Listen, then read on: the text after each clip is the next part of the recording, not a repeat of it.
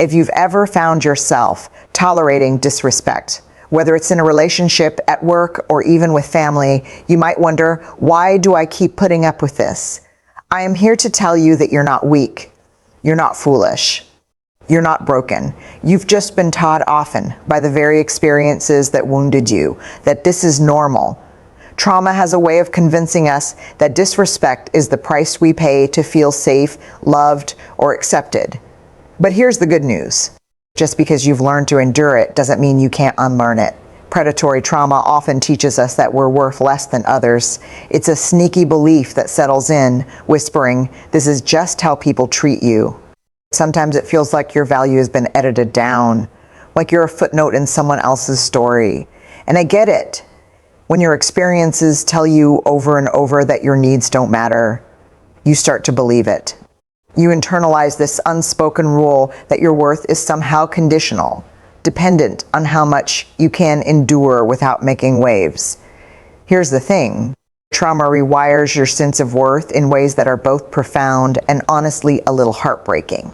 I've spoken to so many people who say they feel invisible, like they're walking through life with the sign that says, "It's okay to treat me however you want." They tolerate disrespect, not because they're weak, but because somewhere along the way, they learn that love and acceptance come at a cost. It's almost as if they're constantly paying off some invisible debt, hoping that being agreeable, quiet, or forgiving enough will eventually earn them the kindness they crave. One of the most common stories I hear is about people staying in toxic relationships. Not because they don't know it's toxic, but because they've convinced themselves that this is the best they can do. Or worse, they believe that if they just try harder, love more, or stay quieter, things will change. And when they don't, it only reinforces the belief that they must be the problem. That's how trauma works. It flips the script, making you believe that being mistreated is your fault. Research supports this too. Studies on trauma survivors show that people who've endured consistent invalidation, like emotional neglect or verbal abuse, often develop a skewed perception of their own value. They adapt by lowering their expectations, telling themselves that respect and kindness are luxuries, not necessities. It's a survival mechanism because when you're in a situation where asserting your needs results in rejection or conflict, you start to believe that being small and compliant is safer. But here's what I want you to hear. Your worth is not determined by how others have treated you. Your value is inherent, and no amount of disrespect can take that away. Trauma might have tricked you into thinking otherwise, but it doesn't get the final say. Healing starts when you begin to challenge that voice in your head that says you're not enough. It's a slow process, sometimes unbearably slow, but every small step toward recognizing your worth is a victory. I know it's hard. Sometimes it feels like you're swimming upstream trying to undo years of conditioning. You might even feel guilty for wanting more because trauma has a way of convincing you that wanting respect is selfish. But you are allowed to want better. You deserve people who see you, hear you, and value you. Not because you've earned it by being resilient or agreeable, but because you're human. So when you catch yourself tolerating less than you deserve, take a breath. Acknowledge that old familiar feeling, the one that says you should just accept it. Then remind yourself you're allowed to take up space. You're allowed to ask for respect. And most importantly, you're allowed to believe that you're worthy of it. The journey to reclaiming your worth is messy and uncomfortable. It means confronting the ways trauma has shaped your beliefs about yourself. But every time you choose respect over acceptance, every time you decide not to settle, you're rewriting your story. You're teaching yourself and the world around you that your worth is not up for negotiation. It's not easy, but it's possible. And you're not doing it alone. Now here's the paradox. Even when disrespect hurts, it can feel familiar and familiarity can feel safe. I know that sounds counterintuitive, right? Why would anyone willingly stay in a situation that makes them feel small, unseen, or unimportant? But that's how our brains work. We're wired to seek consistency. And when you've spent years in environments where disrespect was the norm, your brain starts to file that behavior under norm. It's like your nervous system says, this is what relationships are supposed to feel like. I remember talking to someone who described feeling more comfortable in relationships where they had to prove themselves constantly. They said, if someone is just nice to me right off the bat, I don't trust it. It feels fake. That's trauma talking. Trauma teaches us to brace for impact, to expect the other shoe to drop. When you've spent years in relationships where love was unpredictable or conditional, someone being consistently kind feels almost disorienting. You start questioning their motives or looking for hidden flaws because consistency isn't familiar, it's unsettling. Now, here's what's happening on a physiological level. Your brain craves patterns. When the pattern has been disrespect, chaos, or conditional love, that's what feels comfortable, even when it hurts. It's as if your nervous system has adapted to handle chaos better than calm. Safety feels suspicious, like something you can't fully trust. So when disrespect shows up, it feels oddly reassuring, like, oh, I know how to handle this. This is why it can be so confusing when someone genuinely cares for you or respects your boundaries. You might find yourself sabotaging it without fully understanding why. It's not because you don't want to be treated well, you do. It's just that your brain hasn't learned to rest in kindness. Your body hasn't learned to believe in stability. That's not a failure on your part. It's just your survival instincts doing what they were trained to do.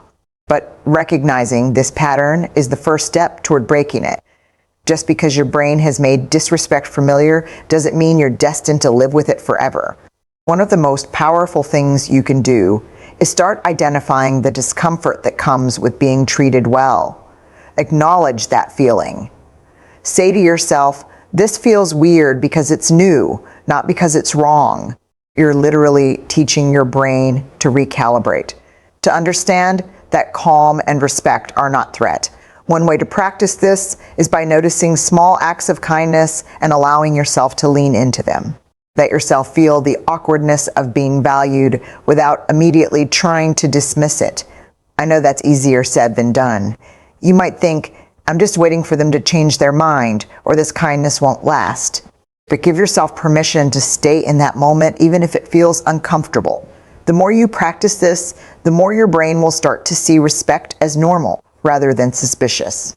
It's important to remember that healing isn't just about saying, I deserve better. It's also about teaching your nervous system to believe it. That means intentionally surrounding yourself with people who treat you with kindness, even if it feels unfamiliar at first. It means noticing when you're pulling away from something good because it feels too easy or too calm. Lean into that discomfort. Remind yourself that being valued doesn't have to come with strings attached or hidden costs. The bottom line is this: you're not flawed for seeking comfort and familiar pain. That's just a survival response. But you're also not powerless to change it. You have the capacity to teach yourself a new normal. One where respect feels natural and love doesn't come with a sense of dread. It takes time and it takes patience with yourself. But each time you choose to accept respect instead of rejecting it, you're reminding your heart and mind that you deserve to feel safe and valued, and that's worth fighting for. I know what you're thinking. If I stand up for myself, people will think I'm difficult, dramatic, or too much. I hear this all the time from people who've spent their lives trying to keep the peace, avoiding conflict, and making sure everyone else feels comfortable, even if it means sacrificing their own well-being. Trauma survivors, in particular, often carry this deeply rooted fear of being perceived as a problem. They've been trained, sometimes by the very people who were supposed to love and protect them, that asserting themselves is selfish or even shameful. Let's talk about shame for a moment, because it's at the heart of this fear. Shame is that voice that says, "Who do you think you are?" It convinces you that asking for respect, setting boundaries, or simply saying no makes you ungrateful or selfish. The reality is, the trauma doesn't just hurt in the moment it happens. It leaves these lingering beliefs that shape how we interact with the world. One of those beliefs is that your feelings are a burden and standing up for yourself makes you difficult to love.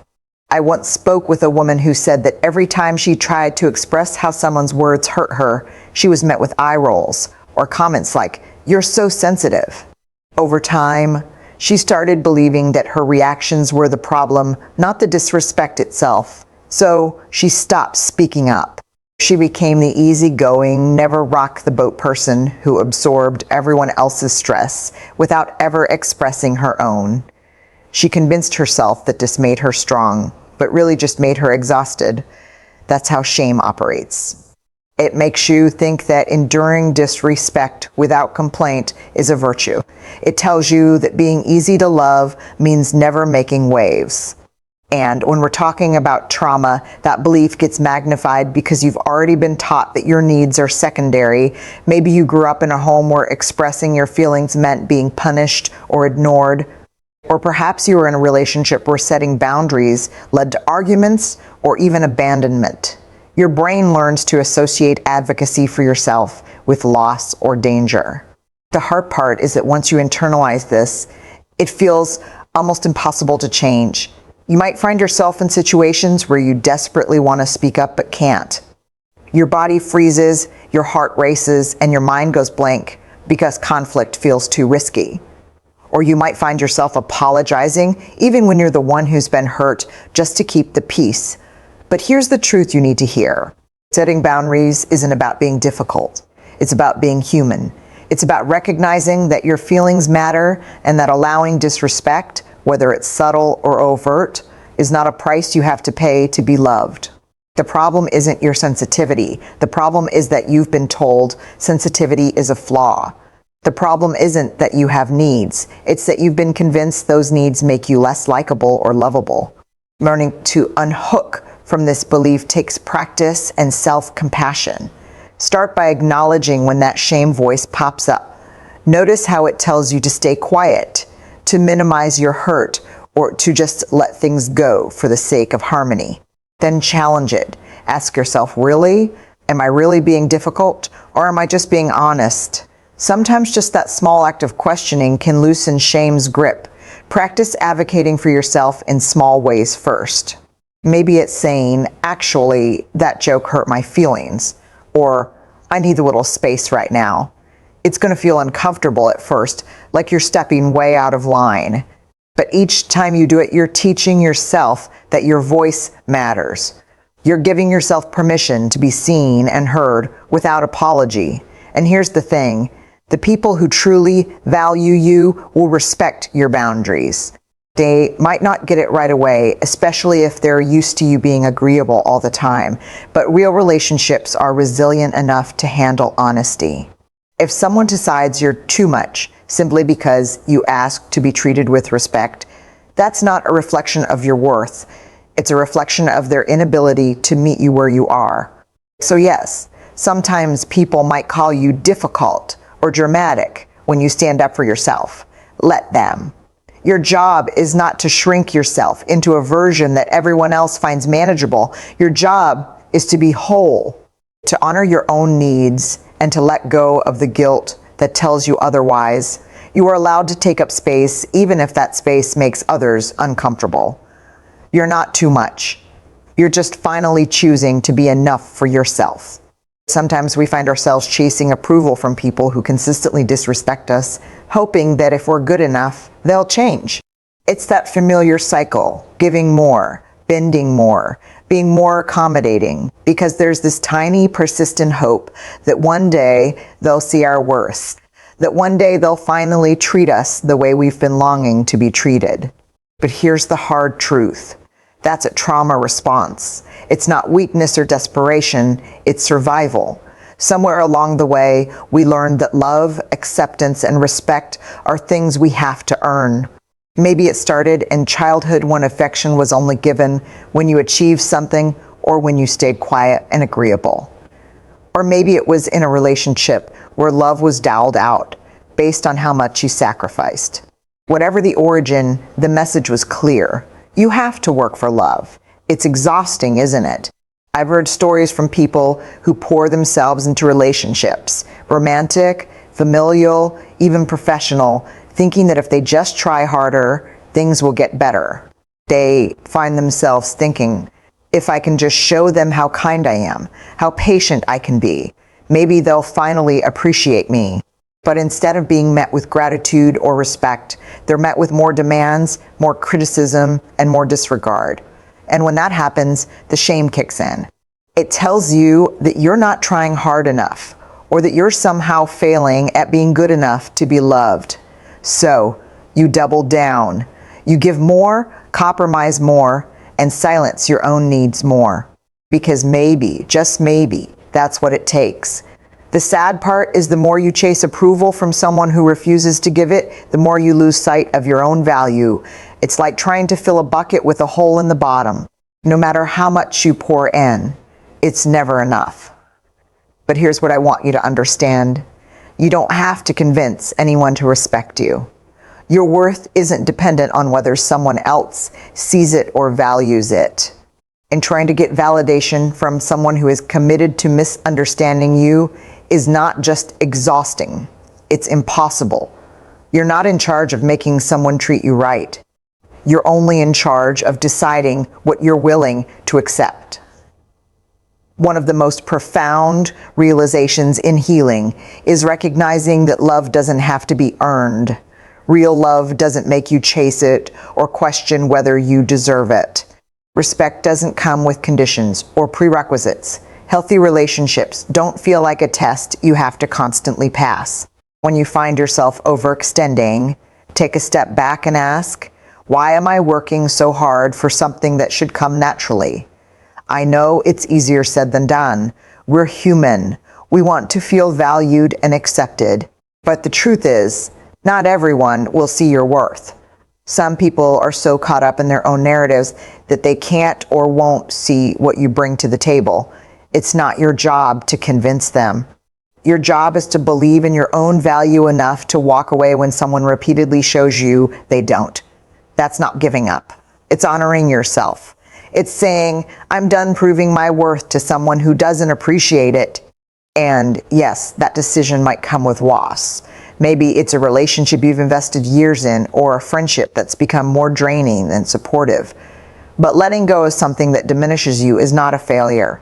It's an act of courage. It's choosing to no longer pour yourself into something that's not pouring back. Healing from this pattern means learning to stop apologizing for wanting to be treated with kindness and respect.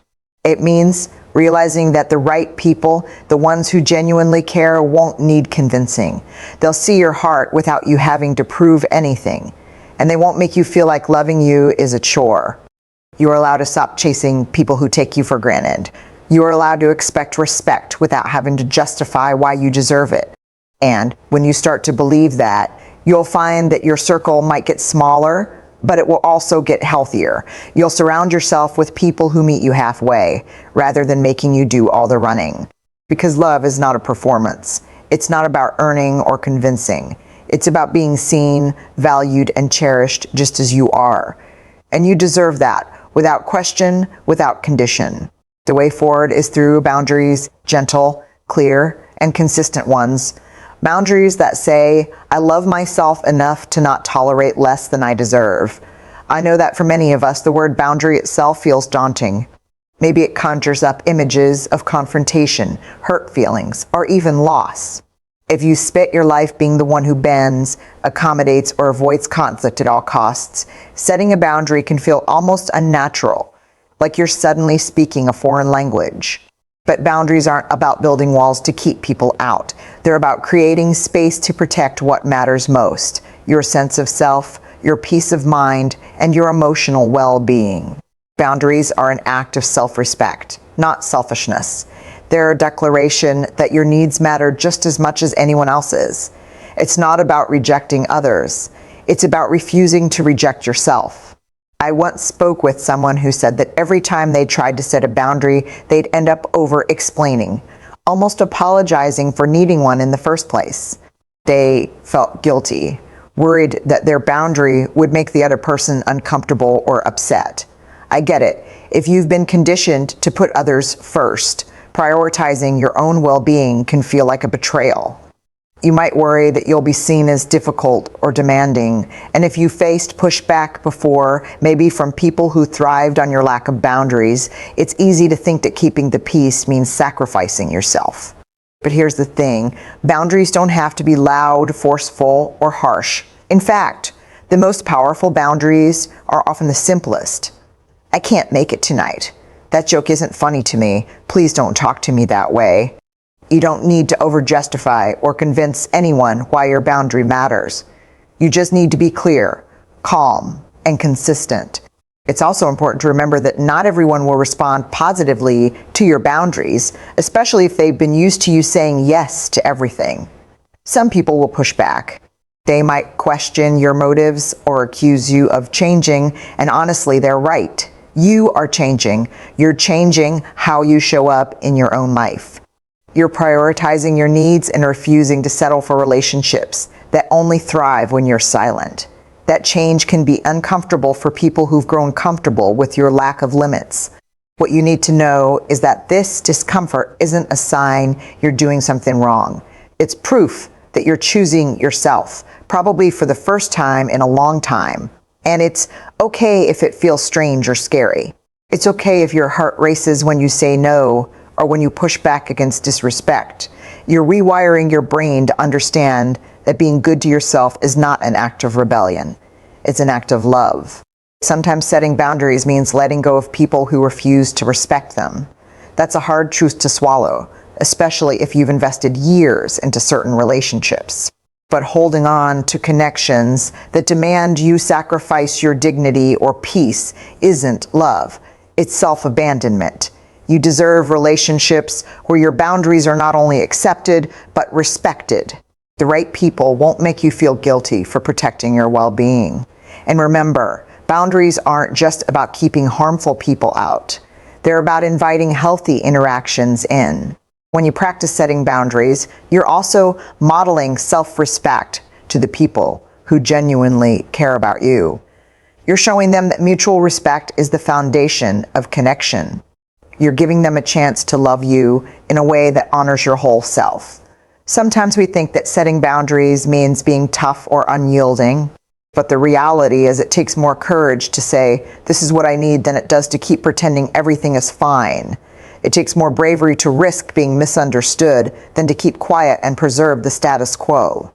But the cost of silence is too high when it comes to your own well-being. Healing from trauma means recognizing that your comfort and safety are just as important as anyone else's. It means allowing yourself to have preferences, needs, and limits without feeling like you're being unfair. Every time you choose to set a boundary, you're reinforcing that you matter. You're reminding yourself that your needs are not a burden. They're valid, essential, and worthy of being honored. And while it's a process, one that might come with some growing pains, you're not doing it alone. You're not the only one who's ever felt afraid to speak up or worried about being seen as difficult. But each time you practice boundary setting, you're building a new pattern, one where respect becomes the norm rather than the exception. You're worthy of that respect, not because you've earned it, but because it's your inherent right. And when you believe that, the world around you begins to believe it too. Reclaiming your worth after trauma is not a one-time decision. It's a journey, one that requires courage, patience, and an unwavering commitment to yourself. It means challenging the beliefs that have kept you small, choosing respect even when it feels unfamiliar, and learning to embrace love that doesn't come at the cost of your own dignity. It's about breaking the cycle of tolerating disrespect, not just from others, but from yourself too. You deserve to feel safe in your own skin, to be valued without conditions, and to take up space without apology. The path to healing might be messy and uncertain, but every small step you take toward honoring your worth is a victory. It's okay if it takes time. It's okay if it feels uncomfortable. You are unlearning years of survival instincts and replacing them with the belief that you are enough just as you are. And as you move forward, remember that healing doesn't mean you'll never feel vulnerable again. It means you'll learn to sit with your discomfort without letting it dictate your choices. It means recognizing that your feelings matter and that advocating for yourself is not an act of rebellion, but an act of self-love. You have the power to rewrite your story. You have the strength to break free from patterns that no longer serve you. Stand firm in your boundaries. Lean into healthy relationships and trust that the people who truly value you will honor your growth. You've got this. You are resilient, brave, and deserving of respect, not because of what you've endured, but because of who you are.